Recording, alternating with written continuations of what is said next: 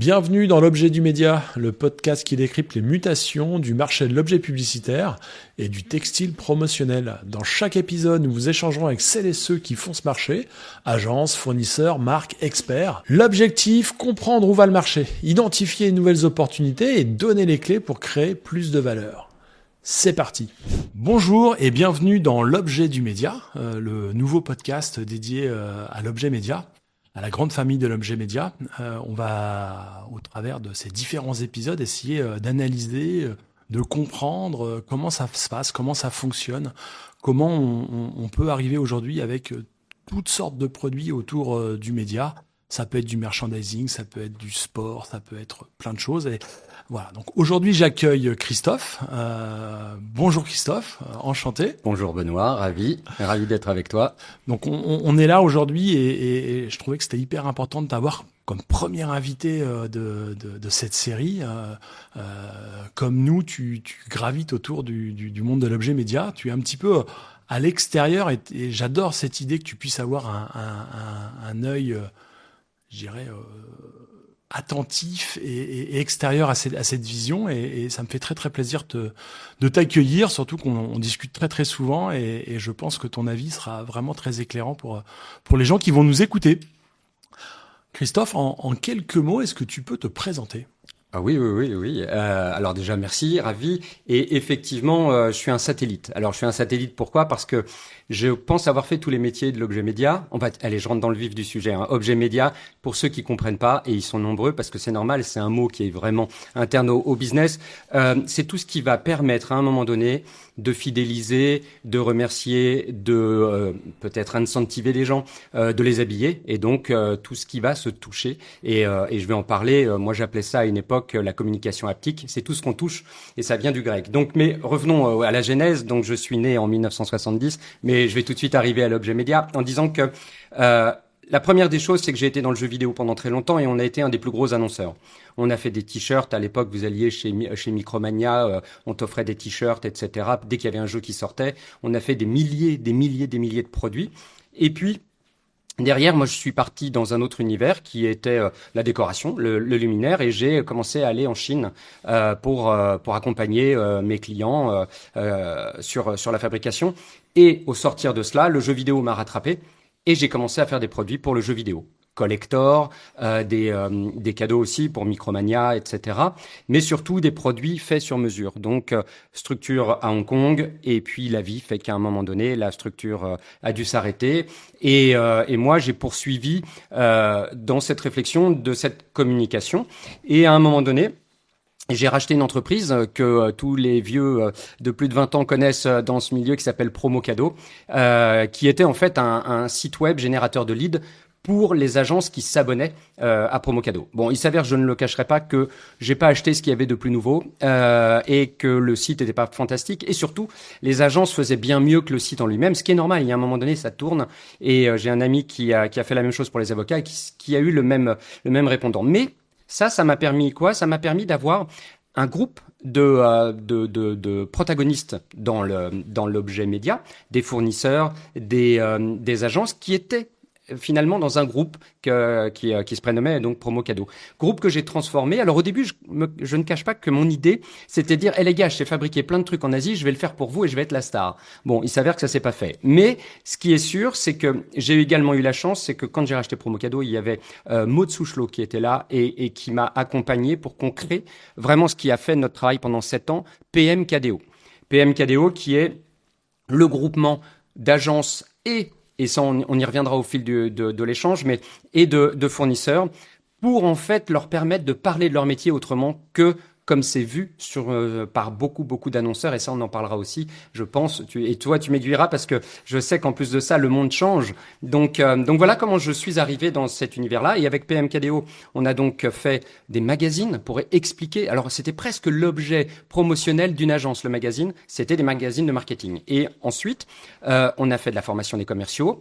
Et puis c'était un système mutualiste qui s'est arrêté.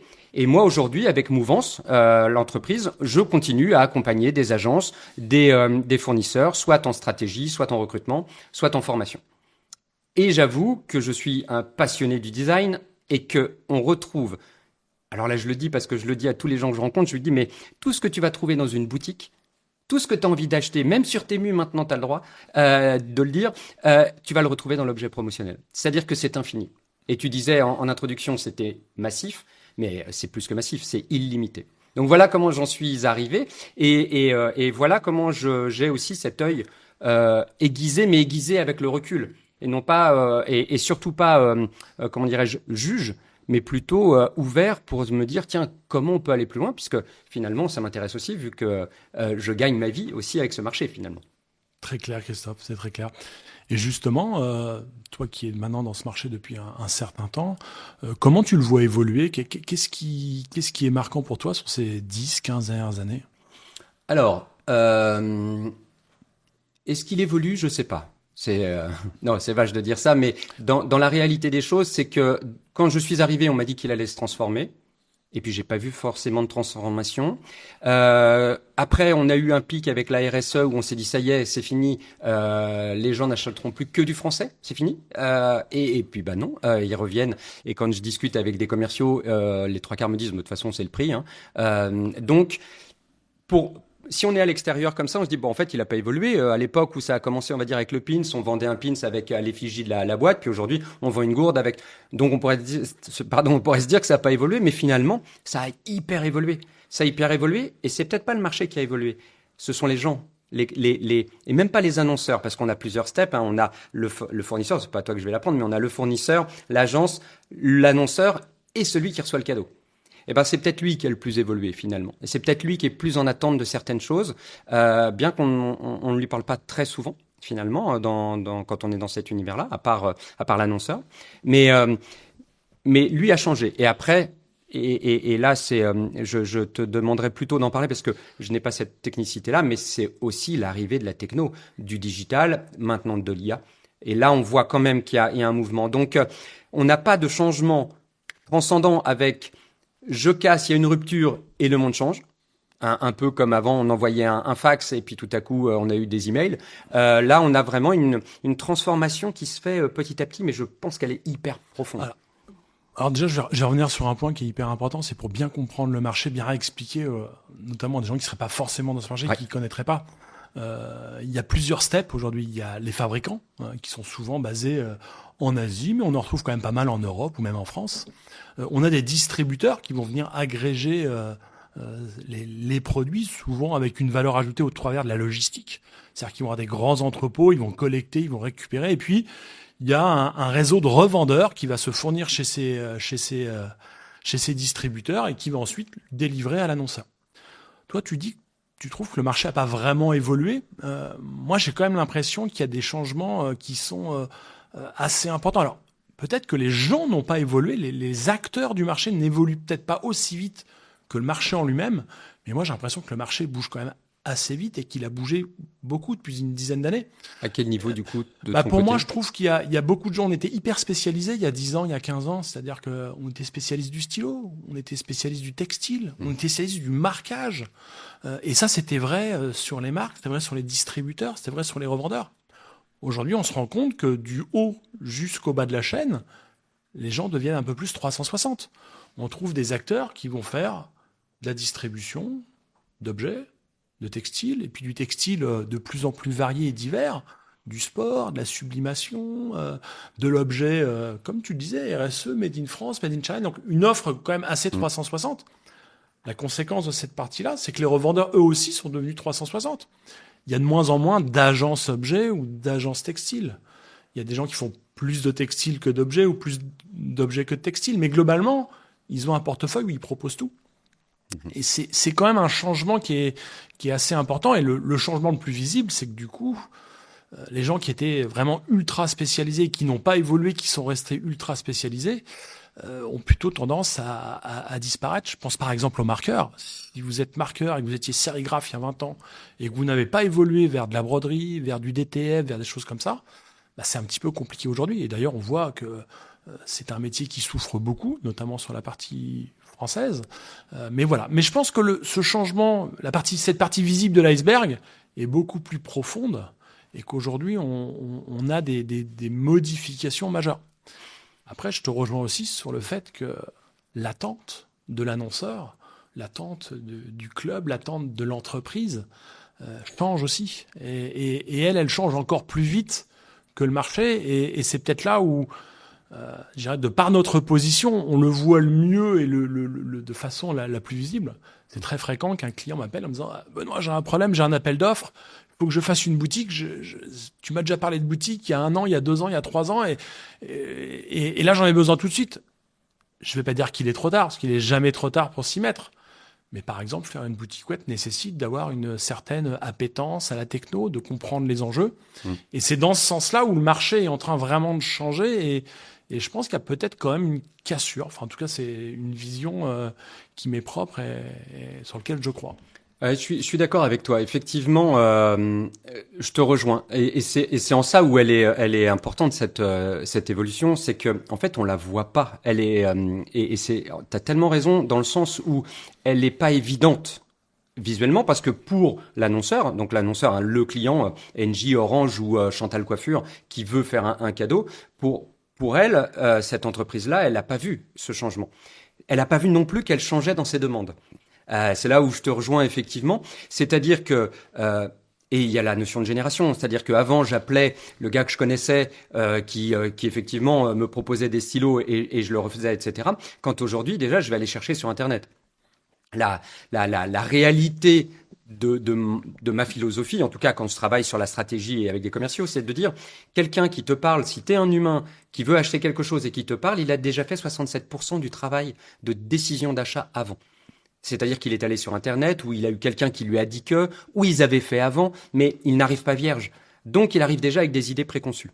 Chose qui n'était peut-être pas le cas il y a fort longtemps, où on disait bah tiens, il faut qu'on fasse de la com, qu'est-ce que vous avez? Parce qu'on n'avait pas d'outils pour regarder, à part le fameux catalogue, un peu en mode 3 Suisses ou la Redoute, si t'as fais voir, ouais, t'as connu ça. T'es tout jeune, mais quand même, t'as connu tu vois, ce catalogue, qui pour moi, alors là vraiment, et pardon, je fais cette parenthèse, mais qui est l'antithèse de l'outil de l'agence. Je peux ouvrir peut-être cette porte et lui mettre le coup de pied tout de suite dedans. C'est-à-dire que à partir du moment où je donne un catalogue à un client, je lui signifie qu'il peut se débrouiller tout seul. C'est l'enfer. Parce que derrière, à quoi je sers? Alors bien sûr, mais je vais servir à quelque chose, mais je vais ramer pour lui montrer. Je vais ramer pour lui facturer. Et c'est en ça où je trouve que ce que tu es en train de dire est tellement juste. C'est-à-dire que l'évolution qu'on retrouve là, en fait, elle est imposée. Elle est imposée par le système et pas choisie par les agences. C'est pas un choix. Et qui plus est, dans la mesure où l'agence continue à faire ce qu'elle a fait, et je pense qu'au départ, elle fait du commerce de gros. Elle n'est pas une agence de com. À l'époque du pins, il y avait des agences de pub, mais il y avait aussi des vendeurs de pins. Et c'est pas négatif ce que je dis, au contraire, c'est un métier tout à fait honorable et vu les chiffres d'affaires qui ont été faits, plus qu'honorable. Somme toute, l'approche avec laquelle on est arrivé à proposer un pins n'est pas une approche créative et d'agence, mais une approche de j'achète et je revends, ou je fabrique et je revends. Et ce que tu es en train de dire là, c'est qu'on a une évolution sur ce que je dois proposer à mon client, parce que lui, pareil, il a évolué, il veut un seul interlocuteur pour tout en fait. Et là, je te retourne et je te renvoie cette notion parce que je suis moins au contact des agences sur la technique, mais je pense qu'aujourd'hui, ce que tu disais avec l'exemple de la boutique, c'est de dire, en fait, il faut que je sache faire une boutique, il faut que je sache livrer en plusieurs colis à plein d'endroits, il faut que je sache choisir. Et toi, tu dois le ressentir, ça. Avant de te répondre à ta question, j'aurais complété ce que tu dis. Je te confirme, l'annonceur, il vient, il a fait le travail en amont. Mais il le fait après. C'est-à-dire que même si vous rencontrez physiquement quelqu'un à qui vous avez montré des échantillons et à qui vous avez fait un devis, l'annonceur va aller sur Internet pour aller comparer, pour aller vérifier, ne serait-ce pour voir à qui il a affaire. Or, aujourd'hui, la stratégie digitale de beaucoup d'entreprises est quand même assez légère et je trouve que ça ne met pas en valeur le travail qui est fait et le travail de qualité qui est fait par beaucoup de revendeurs. Je trouve ça dommage qu'on n'ait pas été jusqu'au bout sur l'image qu'on veut renvoyer au travers du web. Pour répondre à ta question, il y a énormément, mais je pense qu'on en reparlera tout à l'heure, des services qu'on peut imaginer autour de l'objet et autour de la façon de vendre qui change énormément. Effectivement, la vente sur catalogue à la 3 Suisse, ça existe encore, mais c'est pas forcément là où on a intérêt d'aller. En tout cas, il y a déjà des très très gros acteurs. Ça s'appelle Amazon, ça s'appelle Temu, ça s'appelle qui vous voulez, qui sont des énormes catalogues. Donc si demain la stratégie est de dire je vais faire ça, ça va être compliqué. Donc il va falloir trouver des choses, il va falloir comprendre là où on a une valeur ajoutée et là où on a une raison, entre guillemets, une raison d'être. Aujourd'hui, les outils digitaux dont on va avoir besoin, effectivement, ils peuvent être complexes et il y en a plein qui répondent à plein de besoins.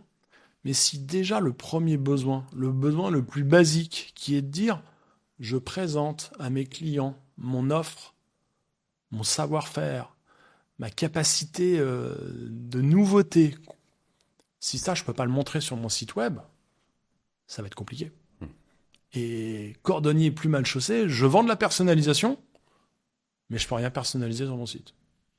Et c'est quand même, pour moi, aujourd'hui, ma plus grande frustration, et Dieu sait que c'est mon quotidien de vendre de la personnalisation sur des sites web, c'est de se rendre compte à quel point les gens disent « Ah non, trop compliqué pour mon client, toujours plein d'excuses pour ». Mais au final, ceux qui l'ont intégré, à minima, ce qu'on peut dire, c'est que quand on les voit, on se dit « Ah ouais, c'est des pros de la personnalisation ». Mais je te coupe juste pour une réflexion qui vient, c'est de dire, justement, cette agence aujourd'hui, qu'est-ce qu'elle propose ?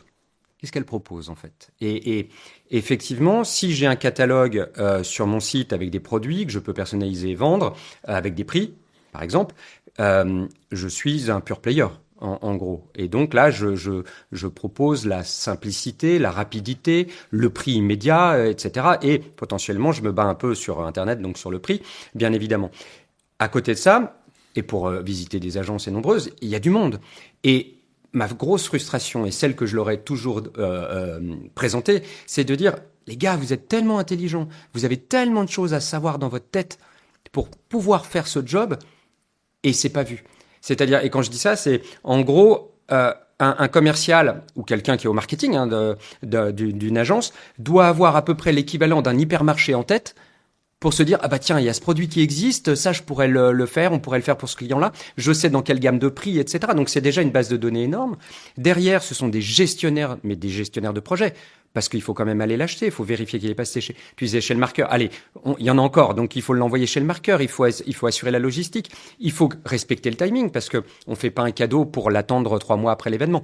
Donc, et donc, cette puissance de savoir-faire, etc., n'apparaît nulle part. Et elle est souvent cachée derrière la notion de catalogue, qui est obligatoire, hein. Je pense qu'on ne peut pas s'en départir. Mais on a une dualité là qui est presque au sein d'une même société, qui est en confrontation. Donc, pour revenir à notre genèse de la question, où est l'évolution ? Eh bien, l'évolution est que, exactement dans ce que tu dis, on a un marché qui est capable d'aller acheter directement sur le web, et d'ailleurs, il faut s'y préparer et être capable de répondre.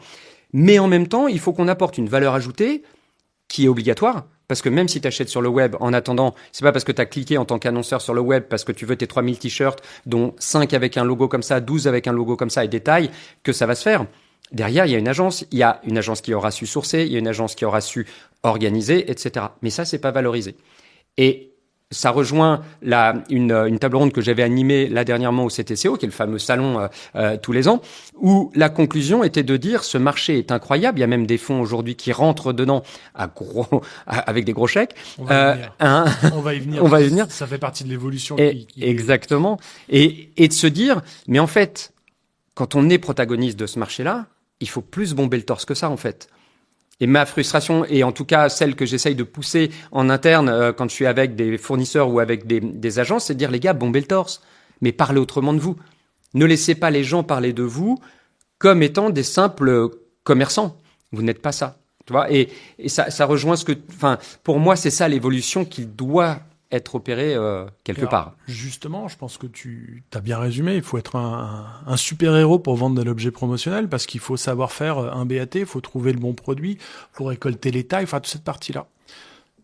Aujourd'hui, cette partie, je la trouve assez ingrate parce elle prend énormément de temps, et elle n'est pas valorisée parce qu'au final, on a juste fait ce que le client voulait. Par contre, ce qui me pose vraiment question, c'est de se dire, mais aujourd'hui, on a des outils qui existent, qui permettent de gagner un temps fou sur cette partie-là et qui permettraient de dire, mais en fait, tu es commercial, parle avec ton client du projet, du besoin, du futur, du service que tu vas vouloir lui proposer, qui va venir compléter cette partie-là, Or, aujourd'hui, je vois énormément de gens qui se battent sur avoir le bon logo, il le faut en vectoriel, et j'ai besoin de ça, et j'ai besoin du BAT, j'envoie le BAT au fournisseur pour qu'il me fasse un BAT que je récupère, que je renvoie au client.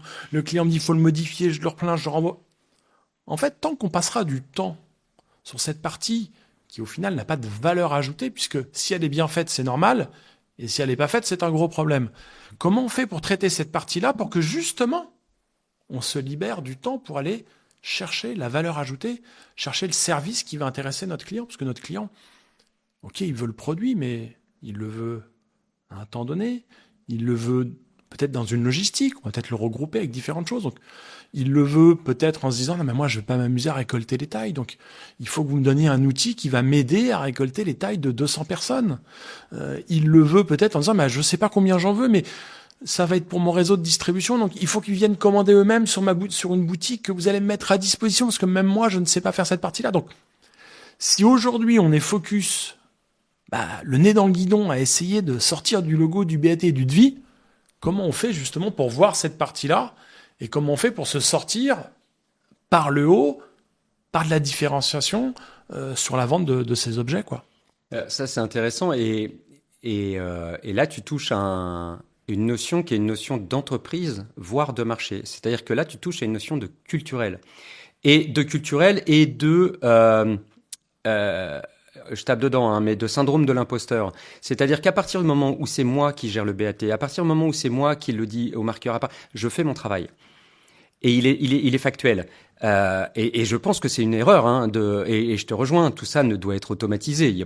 Personne n'a envoyé un email à quelqu'un. En plus, envoyer un email, est-ce que c'est l'email 1, le 2, le 4 ou le 8 qu'on doit prendre?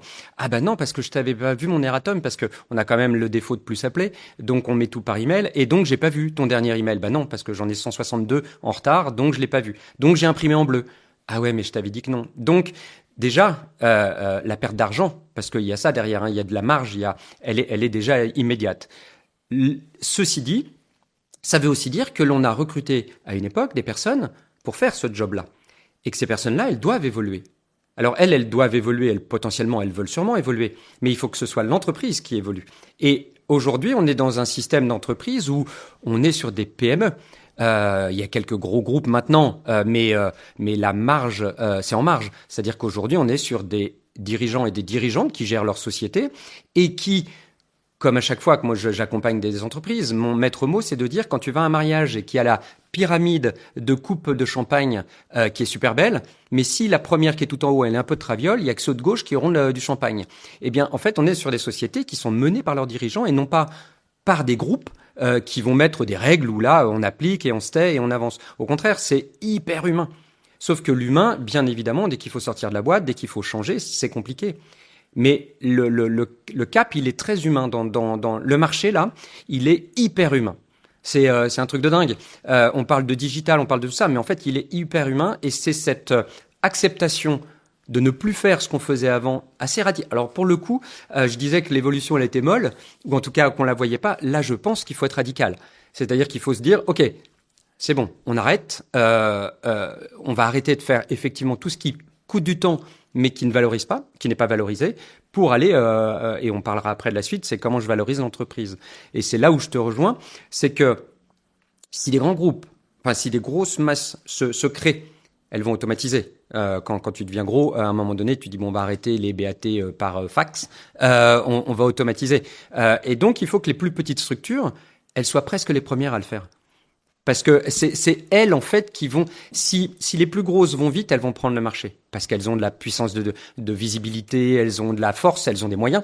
Et quand tu es plus petit, quand tu fais entre 1 million et 3 millions, ce qui est déjà pas mal, hein, j'aimerais bien le faire, hein, mais c'est là qu'il faut être hyper réactif. Et d'autant plus que je suis plus un Zodiac qui peut tourner, voire faire son virage à 180 degrés qu'un paquebot. Donc, c'est aujourd'hui, si t'es un Zodiac, change. C'est vraiment ça ma vision. Maintenant, je ne sais pas si c'est faisable facilement. Et toi, c'est toi qui as les outils, donc c'est toi qui as développé. Alors, il y a d'autres outils sûrement, hein, mais pour ceux que je connais qui sont les tiens, je ne sais pas en revanche si c'est facile du jour au lendemain de se transformer comme ça. Alors pour le coup, c'est un vrai sujet qui n'est pas un sujet qui est propre à notre marché, c'est le sujet de la culture du changement, quoi. Ouais. C'est-à-dire que comment j'amène une équipe à aller vers un objectif qui est différent de celui que j'avais, ou en tout cas l'objectif est le même, mais le chemin est différent. J'ai vraiment l'impression que moi, les choses changent pour le coup dans la partie mentalité. Je pense que les gens comprennent. Il y a encore 5 ans, 10 ans, quand on disait on peut vous faire votre vectorisation, les gens disaient non, c'est bon, j'ai des graphistes, je sais faire. Et les graphistes disaient effectivement non, c'est mon job, je veux le garder. Maintenant, quand on leur dit oui, mais il faut plutôt que tu fasses des visuels pour Insta, il faut plutôt que tu fasses des visuels pour LinkedIn, les gens disent j'ai pas le temps. Je dis, mais dans ce cas-là, pourquoi tu fais cette vectorisation ? Parce que ta vectorisation, si elle est nickel, le client va te dire c'était juste mon logo, il n'y a rien de spécial. Par contre, si tu as fait la moindre petite erreur, tu n'es pas bon. Donc, quand on explique ça, les gens font non mais ça c'est vrai. Ça, je peux pas dire le contraire, c'est vrai. Et je pense que la prise de conscience, elle est là, elle est bien réelle, et puis elle est là parce que le marché change, on l'a dit au début, par les annonceurs, par la génération qui arrive et par les appels d'offres. Et là, les gens s'en rendent compte, il y a plus trop de questions par rapport à ça. On comprend bien que la digitalisation et les services qui sont associés sont un élément différenciant et même plus novateur aujourd'hui. On doit les avoir. Si votre client vous dit moi je veux 3000 suites et 5000 t-shirts, mais il faut que ce soit distribué au travers d'un service digital, si vous n'avez pas le service digital, vous n'aurez plus la commande. Et là, on va très loin, puisqu'on a des gens dont la préoccupation, ça va être la cybersécurité d'une boutique objet. Honnêtement, quand on nous demande ça, on a déjà fait plein de choses, mais il y a 5-10 ans, c'était un non-sujet. Enfin, quand on parlait de cybersécurité d'une boutique pour vendre des pins, voilà. Sauf qu'aujourd'hui, non, si demain la boutique se fait hacker par des gens, c'est l'image de l'entreprise qui va en pâtir. Et c'était l'objectif inverse à la base. C'était cette boutique était là pour l'image. Donc c'est vraiment des sujets importants. Avant de parler des différentes solutions qu'on pourrait imaginer, parce que je pense que c'est un des éléments clés de cette discussion et de ce podcast. Comment toi tu vois l'évolution du marché dans l'avenir, dans les années qui viennent ? Est-ce que tu sens qu'il y a des choses importantes ? Alors, évidemment, on est dans le domaine du brainstorming, parce que personne ne détient la clé du futur. Mais toi, c'est quoi les différents scénarios que tu pourrais imaginer voir dans les années qui viennent ? Écoute, je vais faire l'exercice qui est scénario rose, scénario noir qu'on fait quand tu fais du brainstorming, etc. Je vais commencer par le scénario noir, qui est de dire aujourd'hui tout va être digitalisé, les annonceurs vont acheter que sur Internet leurs objets, parce que l'objet sera resté à l'image qu'il peut-être avoir aujourd'hui la dernière roue du carrosse. C'est-à-dire que j'ai un budget, j'ai 50 000 et il me reste 3 000. Ah tiens, on va acheter des stylos ou on va mettre 15 t-shirts et à ce prix-là, ils sont bien vendus. Mais en tout cas, je vais faire ça. Et ce qui veut dire qu'aujourd'hui, on reste sur un marché où la valeur ajoutée n'existe pas. Et on vient de le dire, ce qui est totalement faux. Mais c'est la réalité. Donc, si on arrive sur ce marché-là, et contrairement à la table ronde que j'ai animée, où le propos n'était pas celui-là, mais je reste dans mon scénario noir, pourquoi avoir des revendeurs ? Moi qui suis fabricant, moi qui suis multi-produit, je mets mon site en ligne et les gens se servent. Et puisque de toute façon, ils seraient passés par un revendeur pour en demander 100, s'ils me le demandent en direct, j'en vends 100. Donc, scénario noir, l'intermédiaire qui est l'agence disparaît. Les objets continuent à être des produits de fin de budget et ne sont pas au centre du budget. Ça, c'est le scénario noir. Le scénario rose, il est bien différent. Il est bien différent parce que aujourd'hui, on est dans le tout digital, certes, tout le monde est sur son téléphone, etc. Sauf que je n'ai jamais vu quelqu'un sourire autant que quand on lui offre un t-shirt ou quand on lui offre une powerbank ou quand on lui offre une paire d'écouteurs ou voire un mug. Il y a des émissions de radio où les gens appellent ne serait-ce que pour avoir le mug. Donc il y a encore cette demande. Qui plus est, avec la philosophie que les agences ont quand même maintenant et leurs fournisseurs, qui est de dire on va quand même faire des produits moins, je dirais pas polluants parce que c'est pas le terme, mais moins inutiles. En prenant les utiles. Et donc, mon scénario rose serait de dire, en fait, l'objet va revenir au centre de la communication d'une entreprise. Et en fait, le digital, je vais m'en servir pour valoriser mon produit qui est au centre. Typiquement, et la réflexion que j'ai est assez mathématique, si je fais 500 mugs. Et que ces 500 mugs, je les offre à des personnes qui sont venues, par exemple, dans ma boutique. Donc, j'ai 500 personnes en France qui sont au courant que je leur ai offert un mug. Super. J'ai quand même 500 personnes heureuses et qui vont tous les matins, et on a là la notion de mémorisation, boire leur thé avec mon mug, etc. Et puis, le beau-frère qui vient, qui va avoir le droit au thé, va voir ce mug-là, va voir la marque. Bon, allez, on multiplie par 3, on est content, on a 1500 personnes qui l'ont vu. En revanche, si maintenant je suis une agence et que je dis, ce mug, il n'est pas que pour les 500 personnes. Il est pour faire que toi, ta société, brille sur les médias, digitaux, papier, tous, avec le mug au centre.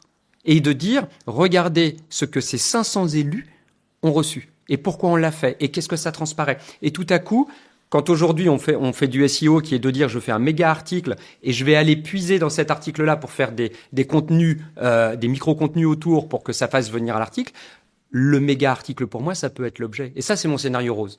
Mais ça veut dire que aujourd'hui, si je suis agence d'objets, je dois être hyper cultivé en digital. Je dois être hyper cultivé en marketing. Je dois être hyper cultivé en communication parce que si mon produit est au centre, alors je dois être celui qui crée la campagne et qui va presque devenir le maître d'œuvre de la campagne de l'entreprise. En disant à l'agence, tiens, tu me feras des campagnes en AdWords là-dessus. Maintenant, sur LinkedIn, on ne met que cette typologie de photos. Et puis sur Insta, tu vas prendre celle-là parce qu'on a pris ce que tu disais tout à l'heure. On a généré de notre produit des photos pour notre client qui sont au top. Et ça, pour moi, c'est le scénario rose. C'est-à-dire que on profite du digital qui est en peine de contenu. Parce que je sais pas si tu as vu la pauvreté de ce qu'on peut lire sur un LinkedIn ou autre. Enfin, moi, ça me désespère. C'est-à-dire que tout le monde veut faire du contenu et c'est à part Chantal qui a eu la fève avec la galette. Enfin, il y a rien. Pour moi, il y a rien. Alors, je suis peut-être agressif sur le contenu, mais il y a ça. Et ensuite, si tu prends un Insta ou un TikTok, c'est aujourd'hui des IA qui créent le contenu. Les plus gros sites aujourd'hui sur Insta sont de l'IA. Il y a même plus une personne qui le représente. Donc, c'est une opportunité massive. Et ça, c'est mon scénario rose et auquel j'aspire, c'est que l'objet redevienne un contenu pour le digital. Voilà, mon scénario rose est... Alors, j'adore ton scénario rose. Je vais me faire un petit peu l'avocat du diable, mais comment tu fais pour emmener aujourd'hui, il y a plusieurs, on ne connaît pas le chiffre d'ailleurs, c'est un des problèmes qu'on a, mais en tout cas, plusieurs milliers d'entreprises ou d'entrepreneurs. Comment tu fais pour emmener ces milliers de personnes pour être des spécialistes du digital? Est-ce que tu penses que tout le monde est capable d'aller vers là? Comment? Parce que j'entends bien cette partie-là, mais moi, ce qui me frappe et ce qui me pose souci dans mon quotidien chez Super Pictor, c'est que cette armée de revendeurs, je suis là pour les aider et c'est super. Moi, c'est ma base de clients.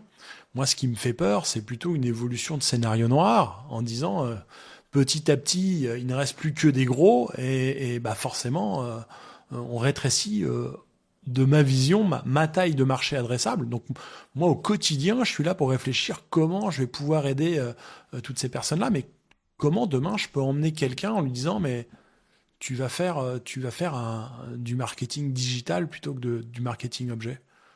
La question est bonne sur cette notion de comment je transforme. Alors pour être certain quand même et des discussions que j'ai pu avoir, le fait qu'il n'y ait plus que des gros, j'y crois pas trop parce que en attendant, et je plaisante toujours, mais avec Chantal Coiffure, mais en attendant, cette personne-là, elle va aller dans la proximité. Donc on est un peu comme dans la grande distrie.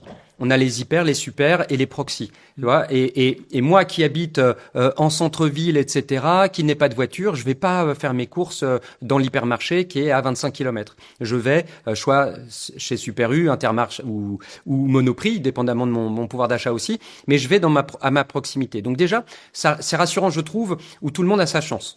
Maintenant, c'est pas parce que Chantal, justement, Coiffure, va plutôt aller en proximité qu'elle n'a pas besoin, justement, des services. Donc, que je sois petit ou gros, je suis obligé d'avoir au moins la culture digitale. Je peux plus ne pas l'avoir. Si je prends quelqu'un qui est sur une toute petite structure, il va falloir qu'il l'apprenne ou que tes outils lui donnent les moyens. Ça, c'est vachement intéressant parce que, pour le coup, je pense qu'on peut aider des gens si on leur donne presque des packs automatisés. En gros, je fais un mug, je vais rester sur le mug, hein, même si j'ai vu que c'était passé à 79%, je crois, le taux de douane. Mais bref, on va rester sur les mugs. La notion de dire, je fais un mug et mon outil me sort un pack complet d'outils pour le digital, ça me met le pied à l'étrier. Pour les autres, ceux qui ont d'autres moyens, ceux qui ont la possibilité d'évoluer, je pense qu'il va falloir qu'ils changent leur recrutement. Je pense qu'il va falloir qu'ils aillent chercher des gens qui viennent du digital. Alors, il va falloir les séduire, parce que quand tu viens du digital et qu'on te dit, bah, mec, viens vendre des pins, ça va être un peu compliqué. Mais on peut séduire. Et pour faire du recrutement, je sais comment séduire, parce que ce n'est pas le produit que l'on vend. C'est comment je fais briller quelqu'un grâce à ce que je lui apporte. C'est ça qu'on va leur demander de faire. Et donc, en allant chercher des gens du digital, on va cultiver l'entreprise. Et c'est là aussi où il y a un vrai passage de témoins au sein de l'entreprise, de dire, OK, si demain, un exemple concret, demain j'embauche un gars qui vient du digital ou une fille qui vient du digital, elle va rien me vendre en produit au début, ça va être l'enfer. Mais il faut que j'accepte, moi, en tant que chef d'entreprise, qu'elle me rapporte pas tout de suite. En revanche, elle va me servir à former les autres. Elle va me servir à tester pour voir si mes clients sont capables d'entendre son discours. Et on va pouvoir adapter. Et je le ferai qu'en test and learn, ça ne marchera pas. J'ai pas de méthode écrite, mais c'est un des moyens pour y aller. Et l'idée n'étant pas de transformer, parce que ça j'ai essayé de le faire et aucune des agences n'a souhaité, de les transformer en agence 360. Parce que c'est trop tard. Parce que là, il faudrait carrément racheter une agence digitale. C'est pas possible. En revanche, d'être capable de comprendre le digital et de dire à une entreprise, ne change rien.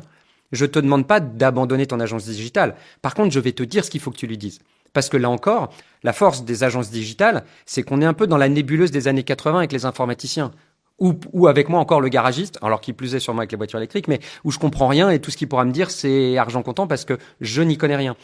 Le digital, c'est son job. Tout le monde te donne des infos comme quoi, ouais, pour être sur Google, il faut faire ci, il faut faire ça. Je suis pas sûr qu'il y ait grand monde qui le sache, mais en tout cas, moi qui suis qui est une entreprise, ça, j'y connais rien. Et donc, il faut absolument qu'on soit capable de dire à notre client, annonceur, voilà ce qu'il faut que vous demandiez à votre agence digitale. Voilà ce qu'il faut que vous demandiez à votre service pub et voilà ce qu'on va mettre au milieu. Voilà comment moi j'irais, en tout cas, si j'avais à choisir, j'irais dans ce sens-là. Et comme je te l'ai dit, il y a l'opportunité d'avoir des packs qui soient déjà faits grâce à des outils digitaux. Ce que tu proposes, je sais pas si vous le faites, hein, mais ça va aider ceux qui ne sont pas du tout natifs et qui veulent pas y aller, mais qui sont obligés d'y aller. Et pour les autres, il y a une transformation du discours, mais pas complet. D'abord un tiers qui va être digital, les autres qui vont être produits, et ça va faire un super écosystème. Alors, effectivement, je te confirme, nous, c'est ce qu'on essaie de faire, c'est de proposer des outils, des packages, du clé en main. Jamais on dira à nos clients allez sur Nano Banana et faites votre campagne et vos pitchs. Enfin, ça marchera pas comme ça. Il y a pas de doute. On se rend compte qu'il y a plein de gens qui onboard, qui prennent ces outils et qui vont loin avec. D'ailleurs, c'est souvent eux qu'on cite, qu'on voit en exemple un peu partout, comme par hasard, j'ai envie de dire. Ma question était plus comment je réussis à alerter suffisamment tôt en se disant il est jamais trop tard, en disant attendez les gars, c'est important le digital, c'est pas bien parce que voilà, ou combien de fois j'entends non mais là c'est bon, je vais prendre un alternant, il va me gérer le truc. Mais non, en fait, si c'est pas au cœur de la stratégie, comment je fais pour et une de mes réponses, on va dire que c'est ce podcast. Si au travers de ce podcast, je peux réussir à alerter en disant écoutez, c'est hyper important, c'est votre avenir, c'est ce qui fera qu'on sera encore là demain, et je dis on volontairement quoi. Alors je reviens juste sur ton scénario. Moi je le mets souvent et depuis longtemps en parallèle avec le marché de la photographie. C'est un peu ce que je vais dire, un peu violent, mais il y a 20 ans, 30 ans, il y avait des photographes dans tous les villages de France. Il y en avait plusieurs dans chaque quartier, etc. Et il y avait la proximité, tu pouvais aller faire tes photos. Et il y avait un très gros qui s'appelait Kodak, qui était le leader, qui était le meilleur, qui était une multinationale mondialement reconnue, qui a inventé l'appareil photo numérique, digital. C'est le pire, ça. Ce marché ne s'est pas digitalisé. Résultat, aujourd'hui, les gens qui font de la photographie, ce ne sont ni les photographes qui étaient en local, ni Kodak qui a su prendre le virage, et tout s'est transformé à tel point que tout a disparu. Il reste, en tout cas, très très peu de cette partie-là. On pourrait faire même un parallèle avec l'imprimerie.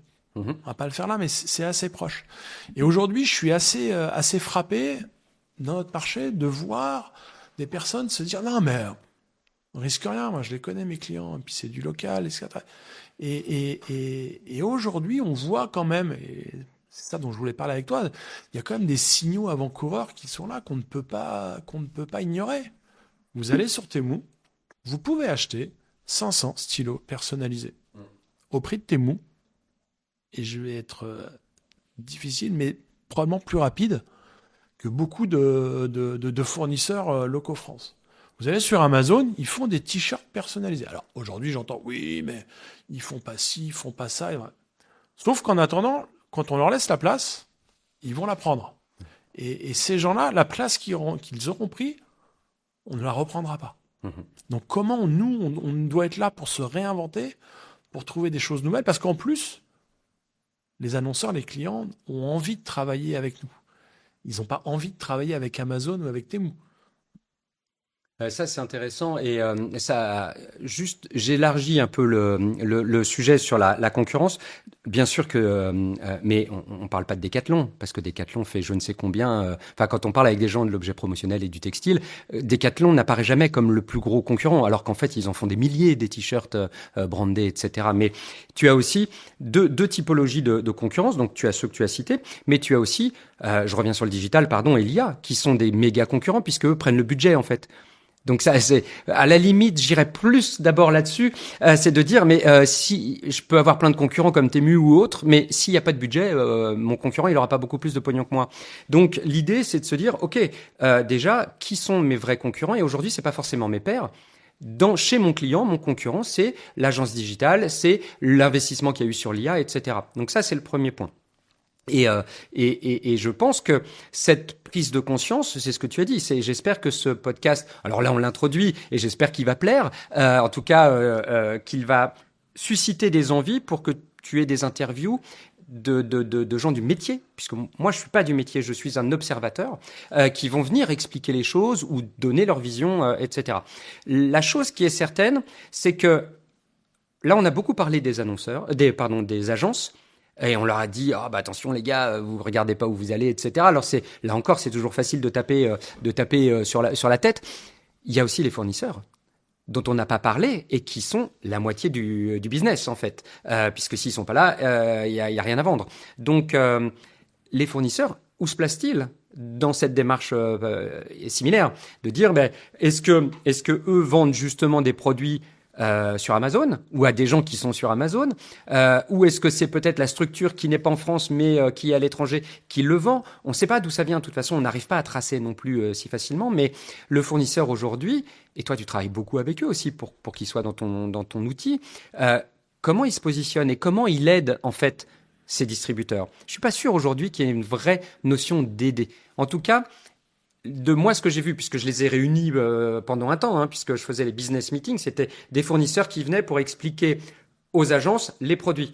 Donc j'étais l'antithèse du salon. C'est-à-dire que ma volonté initiale, ça n'a pas été simple, mais il y en a qui ont performé là-dedans, et je salue l'équipe de TopTex qui a toujours gagné, mais qui était de dire, venez sans produit, venez expliquer des choses, venez transmettre des choses, venez apprendre des choses à vos distributeurs. Et je prends l'exemple, si je reviens sur TopTex, mais qui est venu un jour, c'était de l'investissement. Il avait devant lui 20 des plus gros distributeurs France, et même à un moment on était un peu plus. Et je leur dis, venez sans rien les gars, venez sans rien, venez apprendre quelque chose. En fait, ils sont pas venus sans rien, ils sont venus avec 3 sweatshirts, 3. Alors t'imagines quand tu vends du textile et qu'on te dit tu prends pas ton portant, tu vas rien montrer, et 3 sweatshirts, et ils ont décortiqué le sweatshirt. Le molleton, les bord-côtes, etc., etc. Et tout à coup, j'ai des revendeurs qui sont repartis, mais avec une connaissance sublime, qui n'étaient pas les produits de TopTex, qui étaient une connaissance qu'ils ont pu ensuite transmettre, parce que l'idée quand même de la vente, c'est moi je suis commercial, j'ai de la culture. J'arrive chez mon client, qui est un acheteur, il n'achète pas pour son entreprise, il achète pour lui, avec ses propres besoins. Est-ce qu'il va avoir sa prime s'il achète mieux? Est-ce que les copains vont être contents dans la boîte parce qu'enfin il a acheté un truc plutôt sympa? Est-ce que son boss lui a donné un ordre et il est obligé d'acheter une gourde? Mais il achète pas pour son entreprise. Enfin, ça saurait si les acheteurs achetaient pour leur entreprise. Ils passent d'abord par leur filtre à eux et ensuite ils vont acheter pour l'entreprise. Pardon aux acheteurs, mais c'est la réalité. Eh bien, quand moi j'ai suivi la formation TopTex et que j'arrive chez mon client et que je lui dis, ah bah, tu sais que sur les sweats, là, le triangle, c'est la pointe de courtoisie. Et ça a été inventé parce que les gars, au début, transpiraient. Et donc, ça permettait de récupérer la sueur. Ah ouais, d'accord. Le gars, quand il sort et qu'il est acheteur, qu'est-ce qu'il fait? Il va crâner tout de suite à la machine à café. Et il va dire, les gars, si on prend des sweatshirts, on prend la pointe de courtoisie. Mais donc, il prend un sweatshirt. Il vient de s'engager. Et c'est ça le boulot du commercial aujourd'hui, pour revenir et boucler un peu avec est-ce qu'on parle produit? Oui, si c'est pour te dire que c'est un 180 grammes, etc., où personne ne sait à quoi ça correspond, mais on crâne tous en disant c'est un 240 grammes, fais voir que je le touche. La réalité des choses, c'est que c'est pas ça qu'on attend en fait. Et la grosse différence qui revient sur un des éléments dont on avait parlé à un moment donné, qu'est-ce qui va faire la différence? C'est ça. C'est cette culture en fait. C'est de l'hyperculture que je transmets, que je donne, qui fait qu'après on revient vers moi parce que c'est moi qui l'ai donné cette culture. Et ça c'est hyper intéressant. Et donc pour revenir à mon sujet initial qui était de dire et les fournisseurs là-dedans, eh ben les gars, c'est votre moment. C'est votre moment et je crois sincèrement que à un moment donné, il va falloir que les fournisseurs se disent OK, ben je vais aller voir les clients finaux, je vais aller voir les annonceurs. Et là, normalement, à cet instant du podcast, les gens décrochent, jettent le téléphone ou nous envoient des bombes. Et je dis pas qu'ils vendent à l'annonceur. Mais aujourd'hui, une agence ne peut pas valoriser l'ensemble des produits. C'est pas possible. C'est impossible. Il y en a tellement. Je disais tout à l'heure, c'est un hypermarché. Donc, je peux pas valoriser un hypermarché. Il peut pas tout valoriser. Il fait des choix. Les tomates à premier prix, le jeu vidéo qui vient de sortir, et basta. Le reste, on croise les doigts pour que ça se vende quand tu viens dans le magasin. Eh bien, là, on est dans la même démarche. C'est-à-dire qu'à un moment donné, s'il y a un produit phare, les gens vont venir à nous. Et potentiellement, on essaiera de lui vendre ce qu'il y a autour. Mais dans la réalité des choses, c'est que le fournisseur, lui, il est dépendant. Et s'il veut perdre cette dépendance tout en valorisant ses revendeurs, il doit montrer l'utilité, la qualité de ses produits et lui parler produits. Parce que c'est lui qui doit parler produits à l'annonceur. L'annonceur est donc séduit et demande à son agence ce produit-là. L'agence, elle, derrière, elle va non plus lui faire son BAT, etc., comme on disait tout à l'heure, mais elle va soit confirmer, soit l'accompagner pour faire plus. Et surtout, elle va l'accompagner pour que ce qu'il va acheter se valorise encore mieux. Ce que je disais tout à l'heure, scénario rose, pour que du coup, elle devienne maître d'ouvrage dans le plan de campagne de l'entreprise. Et là, on a un vrai lien entre l'annonceur, l'agence et le fournisseur. Et là, il y a une vraie équipe que je vois pas toujours. C'est ce que j'allais dire. J'adore cette idée, mais ça voudrait dire qu'il y a un vrai lien entre les revendeurs et les fournisseurs. Alors aujourd'hui, c'est un lien qui est quand même un petit peu compliqué de ce que je comprends. Tout le monde achète à tout le monde. Il n'y a pas vraiment de stratégie là-dessus. Allez, peut-être quelques marques quand même qui essaient de développer un espèce de réseau de dealers officiels. Mais globalement, on ouvre des comptes à beaucoup de gens. Et je sens pas pour que ce que tu me dises ait un vrai sens, et je trouve que ça a un vrai sens.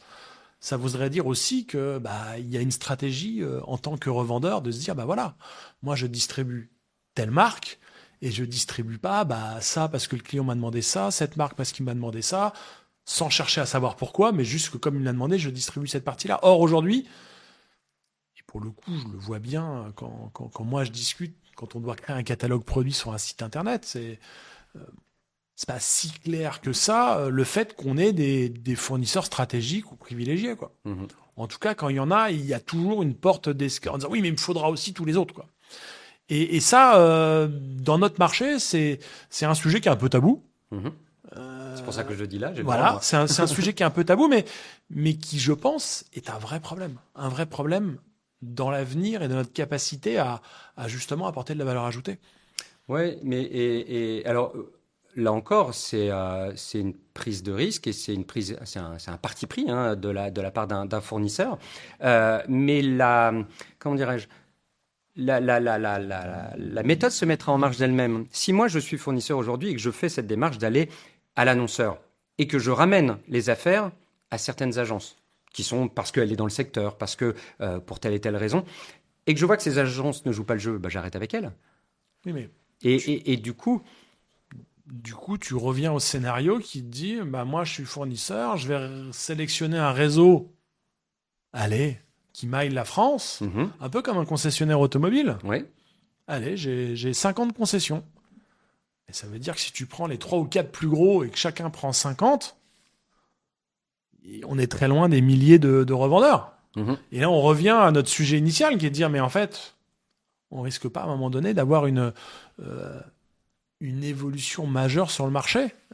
Et en tout cas, c'est l'évolution. Ton scénario rose vient se coupler avec un scénario noir pour faire un scénario rose et noir. Ouais. C'est-à-dire que ça va très bien marcher peut-être pour certains et ça va peut-être bien marcher pour la grande partie. La vraie question qu'on pourrait se poser, c'est qui va être sélectionné, qui sera l'heureux élu. Voilà. Et là, je pense, et on revient à notre discussion au début, c'est effectivement, si on a fait la démarche, si on est devenu digital, si on comprend bien le besoin des annonceurs, si on apporte une valeur ajoutée au travers de la logistique ou certaines choses, évidemment qu'on sent mieux qu'on va être un acteur privilégié dans cette discussion-là, quoi. Et in fine, c'est quand même le feeling que j'ai sur lequel le marché est en train de se diriger. Ouais. Oui, alors si ça devait se passer ainsi, on retrouve le commerce. Parce qu'à un moment donné, si je prends tout, j'ai pas de valeur, j'ai tout. C'est le principe de... D'ailleurs, les agences le voient bien avec un client. Qu'est-ce que vous voulez? On peut tout vous faire. Puis en face, j'ai quelqu'un qui se dit, j'en sais rien. Enfin, plus tu me donnes de choix, moins je sais.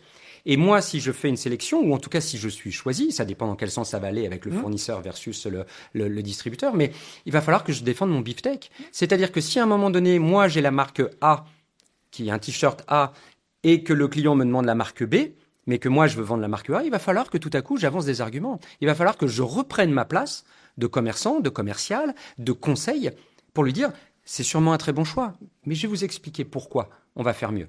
Et c'est même pas une question de prix, parce qu'on peut avoir plusieurs marques à différents prix. Donc cette notion de choix, alors bien sûr qu'une fois de plus, on est dans le changement. C'est-à-dire qu'à un moment donné, c'est toujours cette peur de dire « Ouais, mais le temps que ça se mette en place, combien je perds ?» Ah bah oui, mais c'est ça le principe de l'entreprise, c'est de dire combien je suis capable de perdre pour relancer quelque chose d'autre. Pas de couler, mais de perdre. Je lance un nouveau projet, j'ai 20 000 balles, ok. Si je les perds et que je ne l'ai pas lancé, tant pis, mais j'aurais au moins essayé. Et j'aurais de toute façon appris des choses. Et je crois réellement que si ça se mettait en place, les agences retrouveraient de la valeur, embaucheraient des personnes différentes, et en tout cas structureraient leur message et leur différenciation autrement, que de dire on fait tous la même chose. C'était la guerre, Leclerc, Auchan, ils font la même chose. Et pourquoi ils ont créé des marques distributeurs? Pour pas faire la même chose, pour faire plus de marge aussi, parce qu'il n'y a pas la pub, etc. Mais en attendant, au départ, c'est parce qu'à vendre tous du Coca, il y a un moment donné, il y en a un qui s'est dit je vais vendre mon Coca à moi, parce que sinon, pourquoi les gens iraient là-bas? Et puis celui-là, je vais le faire moins cher, etc., etc. On l'a chez des fournisseurs qui étaient que des distributeurs avant de marque et qui ont créé leur marque. Et on comprend très très bien pourquoi. Tu vois, donc effectivement, le scénario rose vient rencontrer le scénario noir. Et je pense que si moi j'avais une conclusion, c'est de dire ouais les gars, sauf que c'est le principe des deux vagues qui se rencontrent. Est-ce que tu veux être en plein dedans et c'est là où elles se choquent et que tu pars à 3 km de haut, ou alors c'est celle que tu as choisie et que tu vas pouvoir surfer. Tu peux très bien choisir le pur digital et je ne fais plus que ça et je n'apparais même plus. Et à l'inverse, peut-être prendre ce que j'appelle moi la vague rose, du coup, et de dire, eh bien, en fait, je vais réellement accompagner mes clients et je vais être à l'origine de leur succès. Et non pas celui qu'on vient chercher à la fin parce qu'il reste quelques pièces, quoi. C'est très clair, c'est super intéressant en tout cas. Ça fait beaucoup de choses pour un premier épisode. J'espère que tout le monde nous aura suivis et aura j'irais, apprécié cet échange. Est-ce que toi, tu auras un petit mot à rajouter ou est-ce que tu auras un dernier petit conseil à donner si tu avais quelque chose à rajouter? Oui, je sais que pour les quelques-uns qui me connaissent, je suis allé trop loin dans ma réflexion, mais il y a comment dirais-je, il y a un adage qui dit voir grand commencer petit. Et c'est surtout si tu le fais pas, tu sauras jamais. Donc, si j'ai un conseil, c'est si tu as un peu de moyens dans ton entreprise et si tu peux accepter de prendre un budget, de le mettre là et de dire celui-là, je vais le paumer, comme quand je vais au casino. Je vais le perdre, je m'en fous, mais je vais passer une super soirée. Mais celui-là, je vais le prendre et je vais tenter quelque chose. Je vais tenter quelque chose parce que si je ne tente pas quelque chose, c'est pas moi qui suis maître de mon bateau. Parce que ce bateau-là, et on n'est pas arrivé sur ce sujet-là, mais il y a des fonds qui sont en train de rentrer, qui ont tellement de moyens que s'ils veulent, ils peuvent faire le sens du courant. Ils peuvent déplacer le sens du courant et choisir dans quel sens va le courant. Et moi, en tout cas, j'aime pas trop suivre le courant. En tout cas, si je décide de le suivre, j'aurai la bonne embarcation pour le faire. Donc, mon conseil, ça serait de dire, OK, tu as une société, prends un budget qui peut être le budget d'un commercial, qui soit juste un gars du digital, ou qui soit un budget pour aller effectivement prendre un outil comme le tien et dire ok, mais je le prends pas. Et d'ailleurs, on en avait discuté, c'est de dire prendre ton outil. Et moi, je l'ai vécu avec PMKDO. Allez, je vais le faire avec moi, comme ça, je préjuge pas de ton outil. Mais j'ai vendu PMKDO, qui était un système de marketing, de formation, d'aller voir plus loin. D'aucuns ceux qui ont pris l'abonnement l'ont pris et ne s'en sont pas servis. Et à la fin, ils ont arrêté en disant bon, ça sert à rien en fait, ton truc. Bah, t'en sais rien, t'as pas essayé. Alors c'est vrai que t'as pas moins vendu, mais t'as pas plus vendu, ou tu t'es pas différencié. On peut donc pas juger.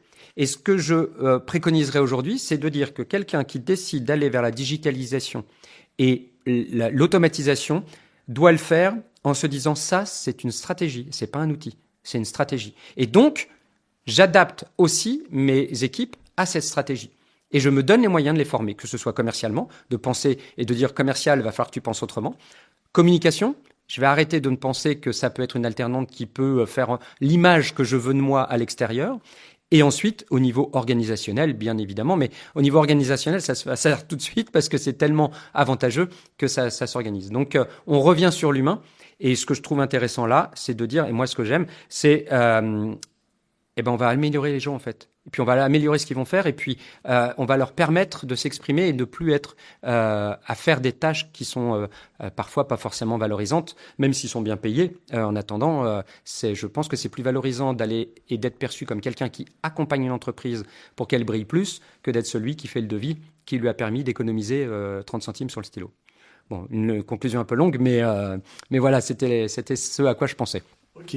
Et pour finir, ça va être ma petite question de running systématiquement. S'il y avait un objet média qui te ressemblerait ou que tu aurais envie de choisir, ça serait quoi ? Moi, je suis un amoureux du textile, donc ça va forcément être un sweatshirt, manche raglante, uni, avec la pointe de courtoisie, of course. Et j'ai l'affect pour la broderie bouclette, donc forcément, elle serait quelque part. Mais et je ferai du hidden marketing parce qu'il faut que je crâne un peu. Et j'aurai un truc écrit dans le col à l'intérieur là, qui serait un message parce que s'il y a un endroit qui est le plus vu par celui qu'on veut qu'il nous aime quand on est une marque, c'est à l'intérieur du col parce que quand je mets mon vêtement, il faut que je regarde où est l'envers et l'endroit. Et donc je regarde à l'intérieur. Donc moi je crois énormément à l'intérieur du col. Mais vous voyez, c'est pas mon métier, donc je dois me gourer. Mais voilà. Un sweatshirt, manche raglante, pointe de courtoisie et plutôt en coton bio et acrylique recyclé. Allez, je fais la totale. Ça marche. Merci beaucoup, Christophe. Et puis, merci à toutes les personnes qui nous ont écoutés pour ce premier podcast. Et puis, on espère que ce sera le premier d'une longue série. Eh ben, écoute, un grand merci. C'était top, agréable. Et puis, à tous ceux qui vont écouter ce podcast et qui vont venir, je vous souhaite une très, très longue vie. Merci, Christophe. Ciao. À bientôt. Merci d'avoir écouté cet épisode de L'Objet du Média. Si cet échange vous a plu, pensez à vous abonner au podcast pour ne pas manquer les prochains épisodes. Nous allons continuer à décrypter les mutations du marché avec les dirigeants d'agences, les fournisseurs, les marques et tous ceux qui font évoluer ce secteur. Vous pouvez également nous suivre sur les réseaux, notamment LinkedIn, Instagram et les autres plateformes. Pensez à liker, commenter et partager cet épisode autour de vous. C'est ce qui nous permet de faire grandir le podcast. À très bientôt pour un prochain épisode de L'Objet du Média.